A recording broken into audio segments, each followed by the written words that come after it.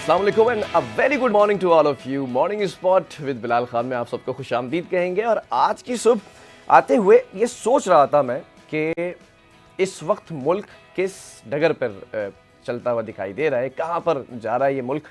इस मुल्क की वजह से हम हैं और हमारी वजह से जो है वो इस मुल्क का नाम आगे बढ़ता हुआ दिखाई देता है। लेकिन कहीं ना कहीं हम ये सोचने पर मजबूर हो चुके हैं कि क्या इस मुल्क को छोड़कर जाएं या इस मुल्क में ही रह जाएं। क्या इस मुल्क में तरक्की करें या बाहर जाकर पैसा कमाएं और इस मुल्क में आके अय्याशियाँ करें। ये तमाम कॉन्सेप्ट हमारे दिमाग में चलते दिखाई देते हैं। बड़ी तादाद है लोगों की जो इस मुल्क को छोड़कर जा चुकी है। बहुत सारे लोग ऐसे हैं जो यहाँ पर परेशान नज़र आते हैं। उनकी परेशानी के भी कुछ फैक्टर्स हैं। सबसे पहला फैक्टर है बेरोज़गारी। फिर अगर दूसरे फैक्टर पे बात करें रोज़गारी के अंदर कम तनख्वाह। तीसरे फैक्टर पे बात करें तो जो बिल्स हमारे आते हैं माशाल्लाह माशाल्लाह, बिजली के बिल हैं, अब तो गैस का बिल भी आ चुका है, बड़ा बढ़कर आ रहा है। फिर पानी है नहीं तो आपने टैंकर से पानी लेना है या फिर वो आपने फ़िल्टर प्लांट से पानी लेना है। चौथा फिर आपने वो सोलर प्लेट्स लगानी है, सोलर पैनल लगाएंगे तो आपको बिजली मिलेगी। इस तरह के मसाइल हैं। फिर एक मसला पैदा हो जाता है हमारे साथ, लॉ एंड ऑर्डर की सिचुएशन। क्या आपने मेहनत करके पैसा कमा भी लिया तो वो पैसा फिर आपका नहीं रहता, उसमें हिस्सेदारी होती है कच्चे और पक्के के डाकुओं की। तो वो भी एक फैक्टर है जो लोगों को परेशान करता नज़र आता है। अरे मुस्कुराओ नहीं, तुम लोग टीम मुस्कुरा रही है कि आप सही कह रहे हैं ना, कोई बात नहीं, आज थोड़ा सा सच कहने दो ना, सुबह सवेरे है, थोड़ा दिल दुखा हुआ है आते हुए। इस कराची शहर के अंदर अगर बात की जाए तो एक बड़ा मसला और है कि आप अगर मोटरसाइकिल पर आते हैं या पब्लिक ट्रांसपोर्ट में जाते हैं या आप गाड़ी में भी जाते हैं, सफ़र करते हैं, तो आपको शाराए गड्ढा मिलेगा। शाराए फैसल है ना जैसे, वैसे ही एक शाराए गड्ढा है। उसका नाम हमने रख दिया शाराए गड्ढा क्योंकि वहाँ गड्ढे इतने हैं, वह गड्ढे इतने हैं, गड़ा जो है वो असल वर्ड है, गड्ढे इतने हैं कि उसके बीच में ज़रा सी एक 4 बाय 4 की ना, 4 फीट की 2 फीट की जो है वो सड़क आपको नज़र आती है। सड़क थोड़ी थोड़ी सी है, मतलब ये कह सकते हैं आप जुमला कि सड़क पड़ गई है गड्ढों के बीच में, गढ़ों के बीच में ना, जैसे कहते हैं गड़ा पड़ गया है सड़क के बीच में, तो अब आप ये कहा करेंगे। ये वाले मसले भी हैं। इन तमाम मसाइल के साथ साथ एक बहुत बड़ा मसला है जो आज हम डिस्कस करेंगे और हमारी जो मेहमान है वो इस चीज़ में महारत रखती है इस पर गुफ्तगू करने की। वो मसला ये है इस मुल्क में सियासत और सियासत का मुस्तक़बिल। हम ये देखते हैं कि पहले एक शख्स की एंट्री होती है इस पॉलिटिक्स के अंदर जिसे कहा जाता है कि ये तब्दीली आएगी, तब्दील कर देगा मुल्क को। उसकी एंट्री भरपूर तरीके से कराई जाती है। फिर उसके बाद उसको एक अव्वल दर्जा दे दिया जाता है। उस दर्जे के बाद उसको तनज़्ज़ुली की तरफ यानी कि नीचे की तरफ धकेला जाता है या उसकी अपनी गलतियाँ होती हैं। ये तमाम चीज़ें, इस पर बहस की जा सकती है। फिर स्क्रीन चेंज होती है, एक और नया प्रेजेंटर बिठाया जाता है जो प्रेजेंट करेंगे। जैसे हम प्रेजेंटर है ना, हम प्रेजेंट कर रहे हैं तो एक नया प्रेजेंटर लाया जाता है। वही पुराने चेहरे होते हैं, नई पैकिंग होती है, उस नई पैकिंग के अंदर प्रेजेंटर को बिठा दिया जाता है। फिर उनसे भी कुछ मामला चलते नहीं हैं क्योंकि वो मामला चलाने के काबिल नहीं होते उस वक्त। फिर इलेक्शन होते हैं, अभी जो रिसेंट इलेक्शन हुए, फिर वही पुराने चेहरे नई पैकिंग के साथ दोबारा मार्केट में दस्तयाब होते हैं, वो आ जाते हैं। खैर, इनके आने के बाद एक चीज़ ये अच्छी होती है कि कुछ बेहतरी आना शुरू हो जाती है। कुछ हमने देखा कि पेट्रोल के प्राइसेस इंटरनेशनली कम हुए तो यहाँ पे भी कम हुए। लेकिन अभी भी एक सियासी तौर पर पेचीदगी है, बेज़ाब्तगी है, कशमकश है कि होने क्या जा रहा है। हम देखते हैं कि मौलाना फजलुर रहमान साहब का जो किरदार रहा है सियासत के अंदर वो ख़त्म होता नज़र आता है, लेकिन दोबारा से एक एंट्री होती है। वो एक बड़े इंपॉर्टेंट रोल समझे जाते हैं। हर शख्स जा रहा है उनको मनाने। पीपल्स पार्टी भी मनाना चाह रही है, नून लीग भी मनाना चाह रही है, पीटीआई के साथ भी रवाबित हैं। और फिर सबसे बड़ी बात ये जो आज मैं करने जा रहा हूँ, आईनी तरमीम करने जा रहे हैं, मुसव्विदा तैयार कर लिया गया है। उसके अंदर मौलाना साहब की बड़ी ज़रूरत है नंबर गेम के लिए, पीपल्स पार्टी को भी और आपकी नून लीग को भी, और पीटीआई को भी ज़रूरत है क्योंकि अगर मौलाना साहब इधर साथ दे देते हैं तो शायद ये बिल रुक जाएगा। मसला ये है कि इस मुल्क में होने क्या जा रहा है। तमाम लोग आइन में बिल को लाने में, बिल पास कराने में बड़े जोड़ तोड़ करते नज़र आ रहे। मुल्क को तब्दील करने में या बेहतर करने में कौन सा ऐसा सियासतदान है जो इस वक्त काम करता नज़र आ रहा है। इन्हीं तमाम चीज़ों पर ज़रा लाइटर नोट पर आज गुफ्तगू कर लेते हैं।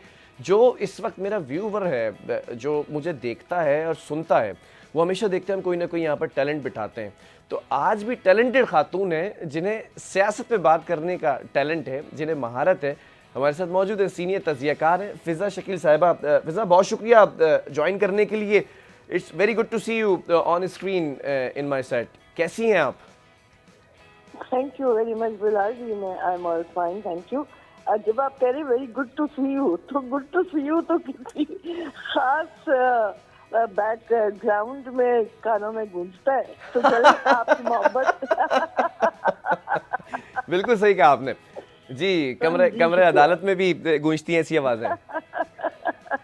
जी हाँ, पता नहीं क्या क्या हर चीज की हमें गूंज सुनाई देती है चारों तरफ।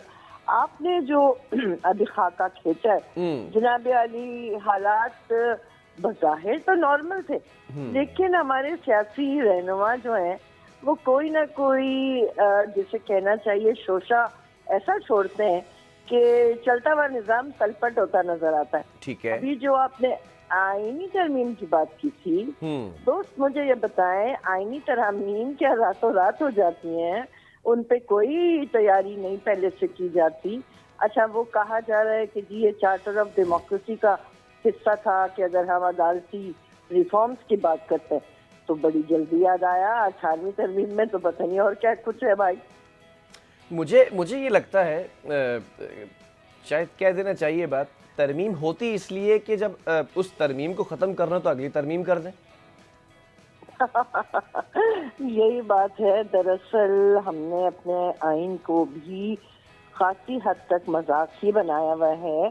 देखिए, आईनी तरमीम वक्त की जरूरत यकीनन है, लेकिन ये भी देखा जाए कि क्या वो शॉर्ट टर्म के लिए हैं या वो किसी ऐसे काम के लिए की जा रही हैं जिसके दूररस नताइज आपकी सियासत पे या आपके मुल्क की हालात पे मुरतब होंगे। ठीक है। अभी जो ज्यादा तनकीद की जा रही है चारों हलकों से, वो यही लग रहा है कि ये मुजव्वज़ा आईनी तरमीम जो हैं ये शॉर्ट टर्म के लिए की जा रही हैं।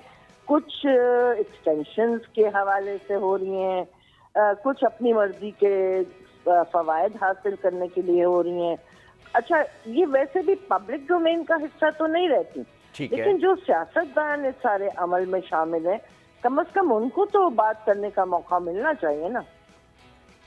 अच्छा वैसे एक सवाल यहाँ पर ये भी है, ज़रा मैं पॉइंट की तरफ ही आ जाऊँ, स्ट्रेट हम उसी ट्रैक पर आ जाते हैं जिसका मैंने पूरा खाका खींचा। इस वक्त मुल्क की सियासी सूरत हाल है और मुल्क की माशी सूरत हाल आपके सामने है। सियासत भी है, मईशत भी है। दोनों में से अगर मैं सियासत को अभी डिस्कस कर लूँ from the very first topic, कि सियासी तौर पर क्या नज़र आ रहा है? कुछ कयास सराइयाँ हो रही हैं, अक्टूबर है, नून लीग की गवर्नमेंट है, ख़तरा हो सकता है, फिर चीफ जस्टिस साहब की रिटायरमेंट है, एक्सटेंशन पर भी बात हो रही है। How do you see all these circumstances? देखिए, उसी बैकड्रॉप में रहते हुए अगर आगे बढ़ते हैं एक्सटेंशंस के हवाले से, तो जिस तरह ये कहा गया था कि शायद हमारे जो मोहतरमा में आला हैं चीफ जस्टिस साहब हैं उनको एक्सटेंशन दी जाए, लेकिन उनका जाती पॉइंट ऑफ व्यू भी हमने देखा सामने आता हुआ। उन्होंने कहा कि नहीं, मेरी जात के लिए ये काम नहीं होगा। अच्छा, उसका तोड़ हुकूमत को ये समझ आया कि वो ओवरऑल एज एक्सटेंशन कर दें। अच्छा, उससे उनको फायदा जरूर होगा, लेकिन अगेन क्या आगे जाके ये किसी भी सियासी पार्टी के गले नहीं पड़ सकता?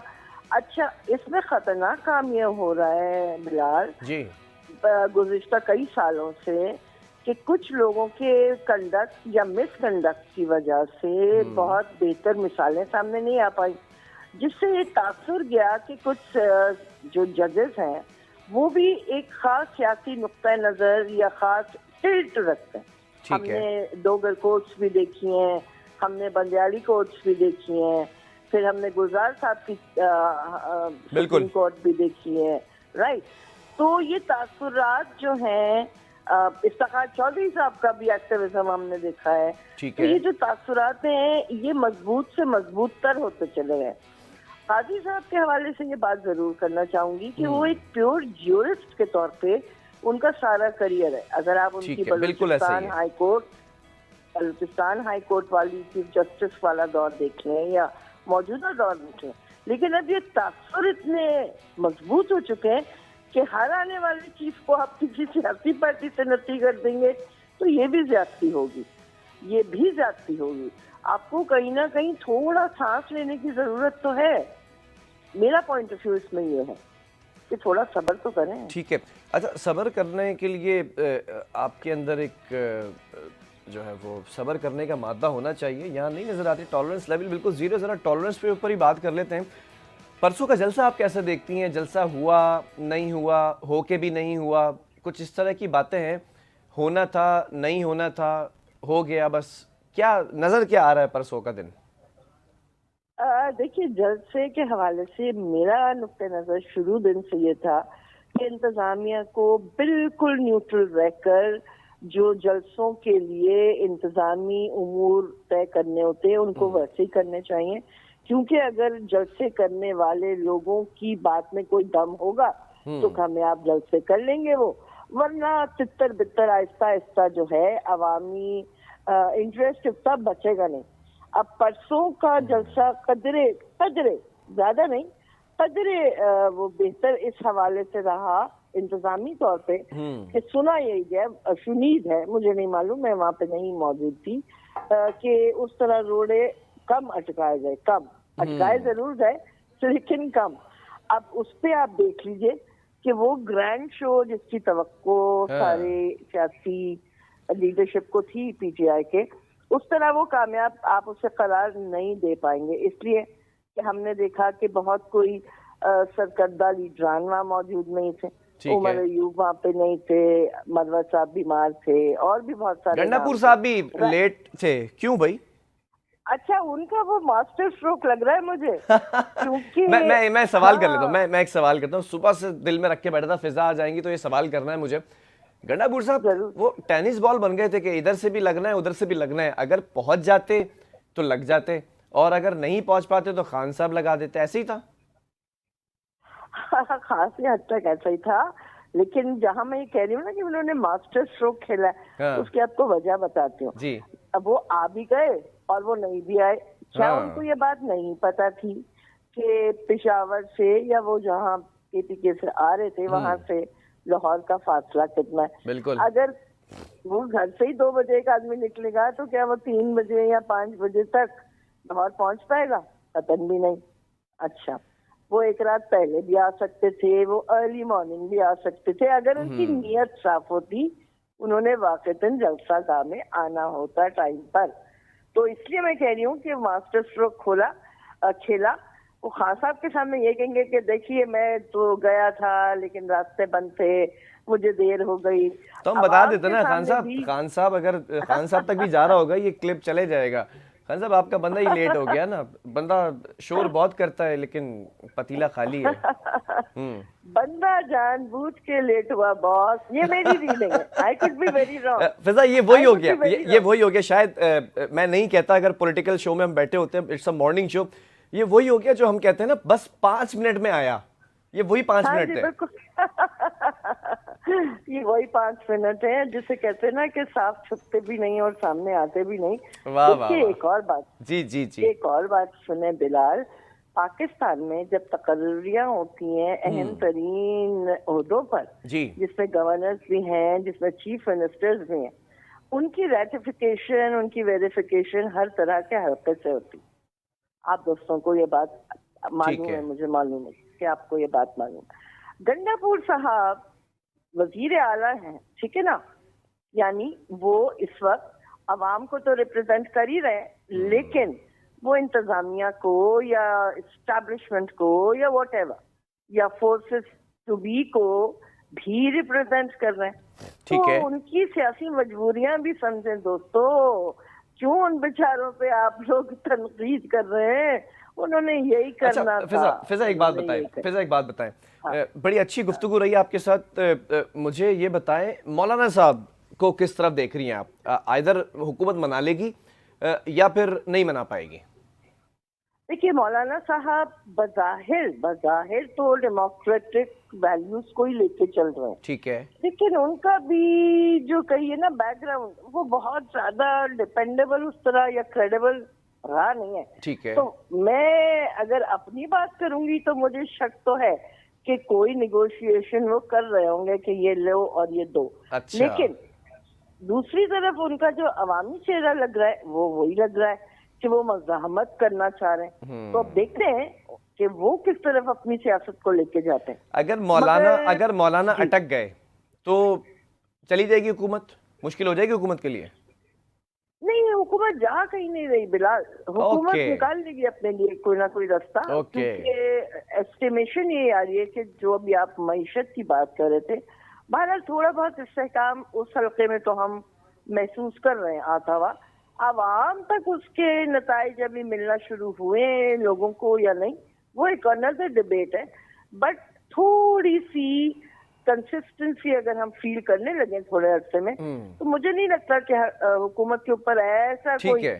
सियासी डंडा लट अब हो रहा हो कि जिसकी वजह फिजा, से वो फिजा, वन इंतजार- last question, I just want one line answer. जिन्होंने बिठाया है वो खुश हैं इस वक्त हुकूमत से, कारकर्दगी से? वो कारकर्दगी फोकस्ड बहुत थे। जिन्होंने बिठाया वो कारकर्दगी से खुश है, खुश या है, अच्छा। ये भी एक मुश्किल सवाल किया है बॉस आपने। बज़ाहिर लग रहा है ठीक है। कि फिलहाल खुश नहीं भी है तो पूरे इत्मीनान जरूर है। ठीक है, गुजारा कर लो। चलें, ठीक है, बहुत शुक्रिया Fiza, it's very good time always with you. और एक छोटे से ब्रेक की तरफ जा रहे हैं, ब्रेक के बाद वापस आएंगे। तो आजकल बीमारियां बढ़ती चली जा रही हैं, हर किसी को नज़ला, खांसी, बुखार है, कहीं चिकनगुनिया की बात आ रही है, कहीं डेंगू वायरस की बात आ रही है, कॉन्गो वायरस के भी बड़े केसेस सामने आए बलूचिस्तान के अंदर। We will discuss all these things after a short break.